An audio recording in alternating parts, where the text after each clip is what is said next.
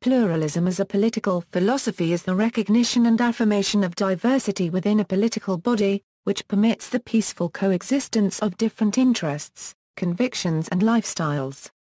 Political pluralists are not inherently socialists, liberals or conservatives but advocate a form of political moderation. Nor are political pluralists necessarily advocates of a democratic plurality, but generally agree that this form of government is often best at moderating discrete values. As put by arch-pluralist Isaiah Berlin, ALll have the courage of our admitted ignorance, of our doubts and uncertainties. At least we can try to discover what others, require, by making it possible for ourselves to know men as they truly are, by listening to them carefully and sympathetically, and understanding them and their lives and their needs. Pluralism thus tries to encourage members of society to accommodate their differences by avoiding extremism and engaging in good faith dialogue. Pluralists also seek the construction or reform of social institutions in order to reflect and balance competing principles. One of the more famous arguments for institutional pluralism came from James Madison in the Federalist Paper No. 10. Madison feared that factionalism would lead to infighting in the new American Republic and devotes this paper to questioning how best to avoid such an occurrence. He posits that to avoid factionalism, it is best to allow many competing factions to prevent anyone from dominating the political system. This relies, to a degree, on a series of disturbances changing the influences of groups so as to avoid institutional dominance and ensure competition. Like Edmund Burke, this view concerns itself with balance, and subordinating any single abstract principle to a plurality or realistic harmony of interests. Of course, pluralism recognizes that certain conditions may make good faith negotiation impossible, and therefore also focuses on what institutional structures can best modify or prevent such a situation. Pluralism advocates institutional design in keeping with a form of pragmatic realism here, with the preliminary adoption of suitable existing socio-historical structures where necessary. Pluralism and the common good. Pluralism is connected with the hope that this process of conflict and dialogue will result in a quasi-common good. This common good is not an abstract value or set in stone, however, but an attempt at balancing competing social interests, and will thus constantly shift given present social conditions. Proponents in contemporary political philosophy of such a view include Isaiah Berlin, Stuart Hampshire and Bernard Williams. An earlier version of political pluralism was a strong current in the formation of modern social democracy, with theorists such as the early Harold Laski and G.D.H. Cole, as well as other leading members of the British Fabian Society. In the United States, President Eisenhower's middle way was arguably motivated by a belief in political pluralism. While advocated by many pluralists, pluralism need not embrace social democracy given it does not a priori assume a desirable political system.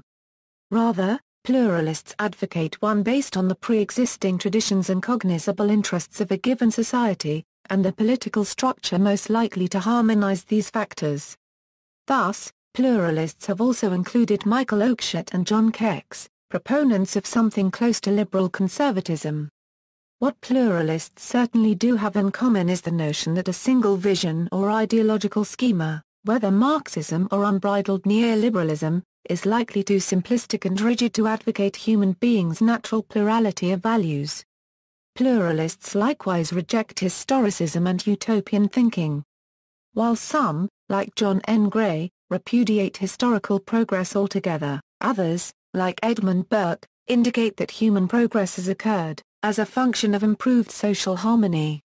The fourth way is an attempt, although certainly not shared by all pluralists, to conceptualize a pluralist political schema.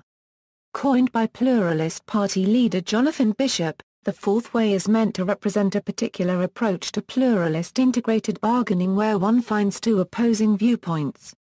The third way represents a compromise between two such conflicting points of view, whereas the fourth way describes a process of harmonization via the adoption of a position most likely to achieve general consensus.